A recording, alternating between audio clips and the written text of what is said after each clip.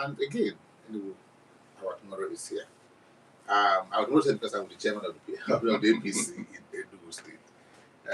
We had a conversation around the party formation, grassroots mobilization, but as we inch our way to 2027 elections, I'll be asking the chairman to tell our viewers why in Enugu, what are the reasons Enugu should now vote for APC in 2027 under the leadership of Peter December, governor of Enugu State.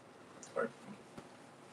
Well, I believe most of us who were here when the governor started campaigning and eventually wrote his manifesto, you can see that he's taking the manifesto one by one.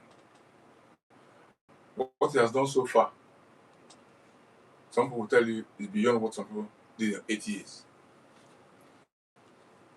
But what he has done so far is so magnanimous that in 3 years, less than 3 years actually, he did that. So what's going to happen in the remaining 5 years? There's this guy called Olaga, the musician, who played the music during the campaign. When he said that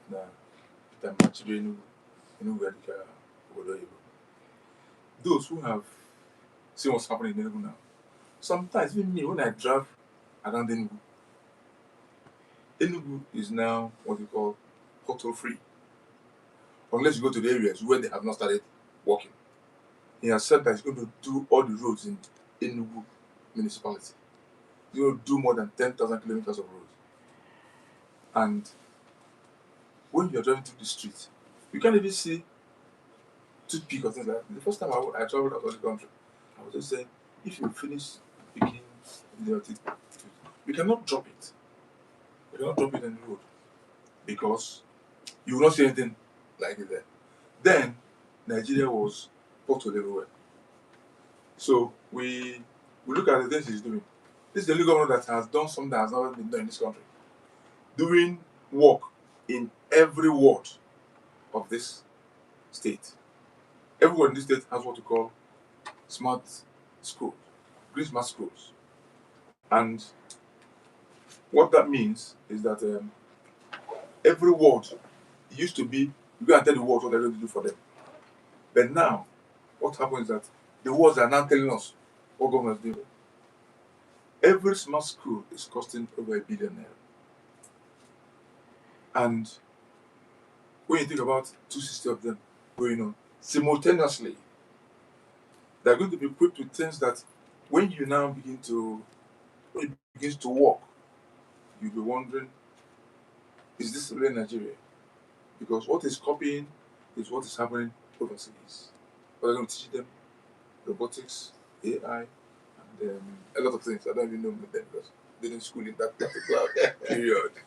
But when they talked about experiential learning, you learn by experience, not just come to classroom and cram tests and go to commit it in the exams.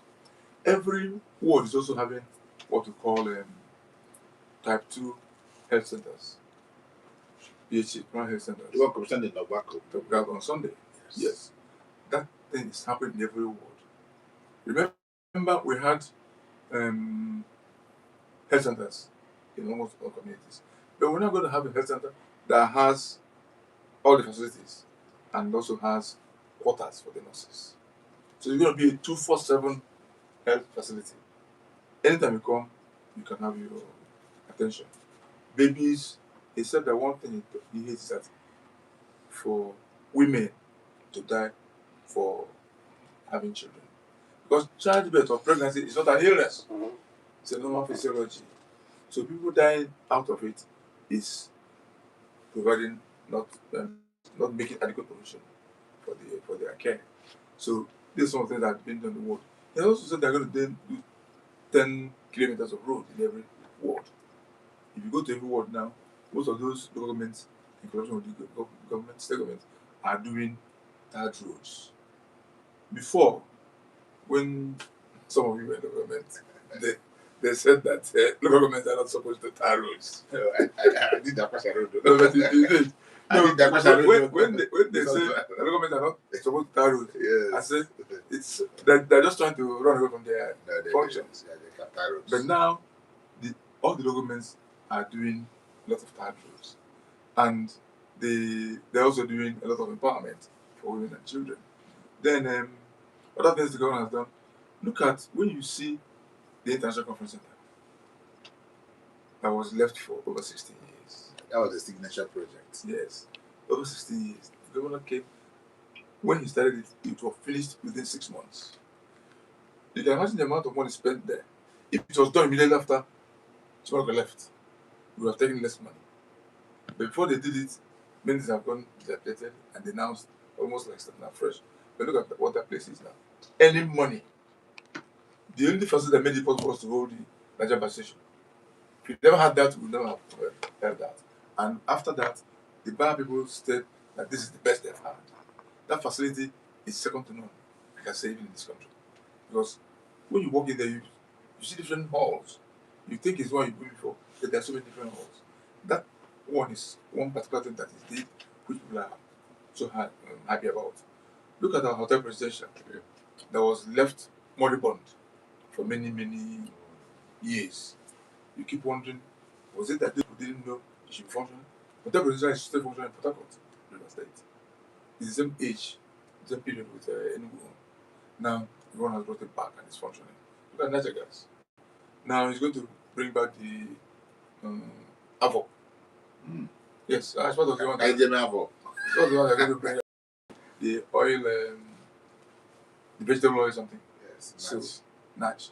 So, now in every ward, every local government, first of all, and every ward, we're going to have what we call farm estates. Every local government will have farm estates that will have hectares of land being cultivated.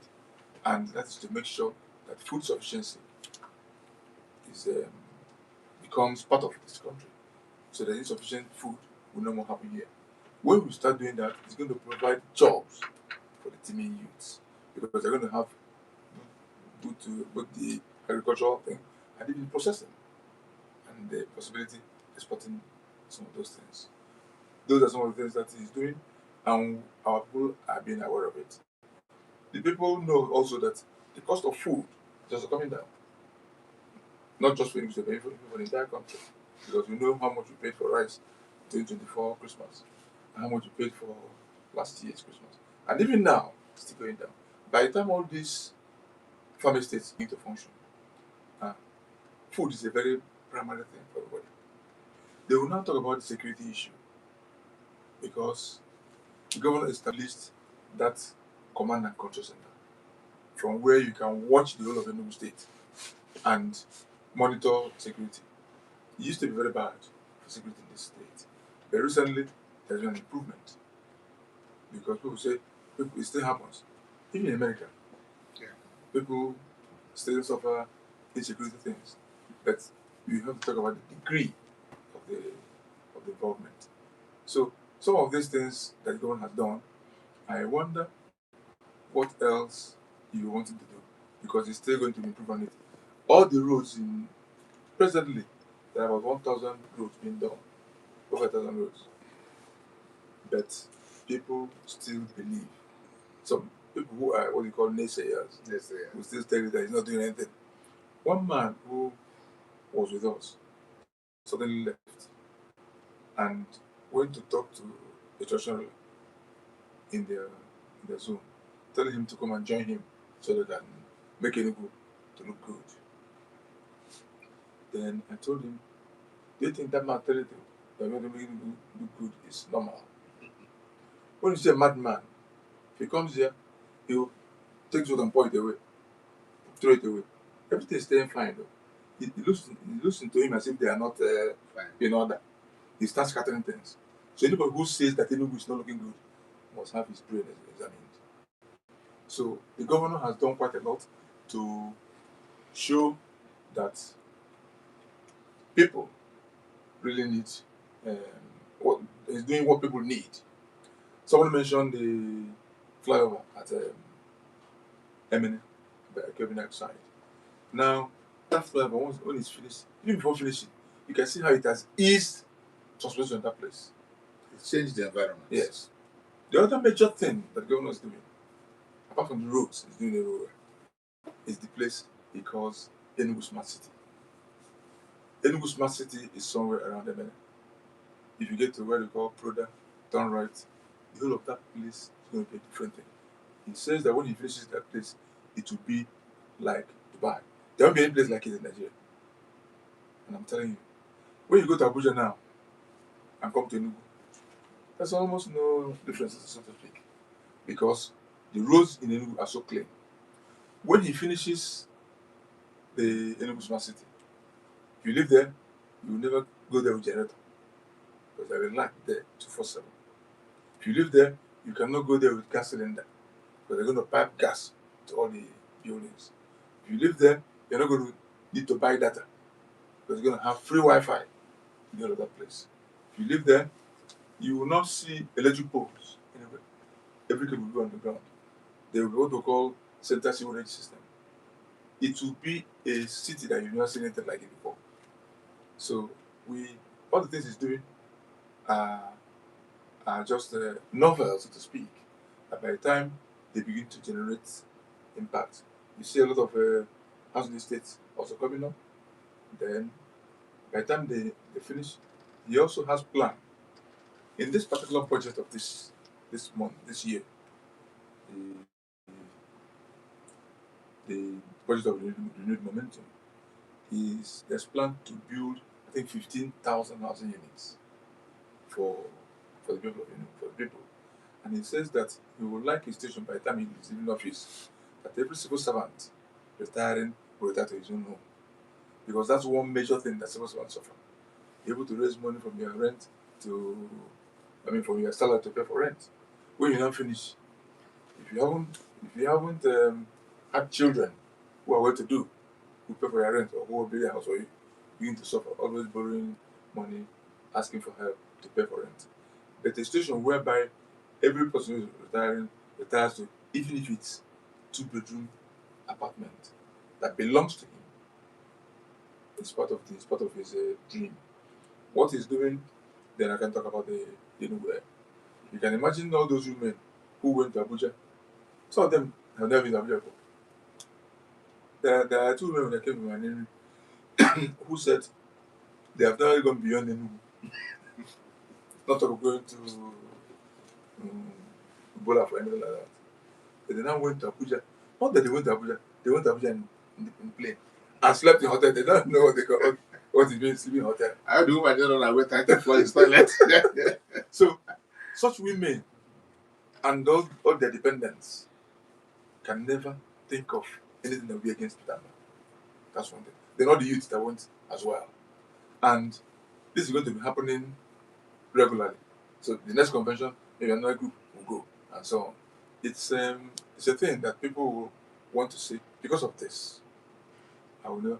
I mean, there's one man used to say, if you come to, maybe I should now say something like, if you come to international conference and look at it, you can never forget Peter.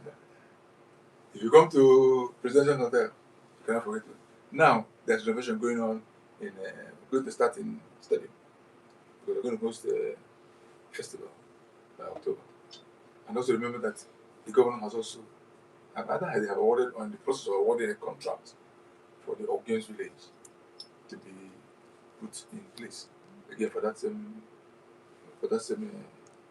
festival coming up in October and November this year. The government has done quite a lot and been giving appointments to people from different areas. I don't think we have any issue with voting Peter. The APC governor today, which you can say is just named PDP, so to speak, because all of us, this state belonged then to PDP, but now it belongs to APC. And Peter Mba has done quite a lot to endear himself to the heart of Enugu that we can say, just say that your party is Peter Mba. but he's riding on APC platform. If it was possible for people to go on, what do you call it, personal Independent candidacy, then he would have done that and he would still have won. So I think that he has done quite a lot to get himself the heart of the game. Okay, so what will Indian for a man who has done as many things as you described, for a man who has touched the lives of many people as you described, villages, wards, communities, urban areas, what do they owe to this man? Well, what they owe to him is one, they'll pray for him. Long life and good health. And again, to support him for a second time and vote for him for a second time. We also know that in Enugu there's a tradition. Chimaka went twice. Sullivan went twice. Ifeanyi went twice. So why would the working governor not go twice? So I believe he will have a second chance to do the second time. I like to end this conversation on these very positive notes. Why wouldn't a working governor go twice? And that's the way we want to wrap up this conversation, and want to thank the the chairman of APC, chairman of PDP before, who have transited to APC. And you know, I guess each time we come here, there's always a history.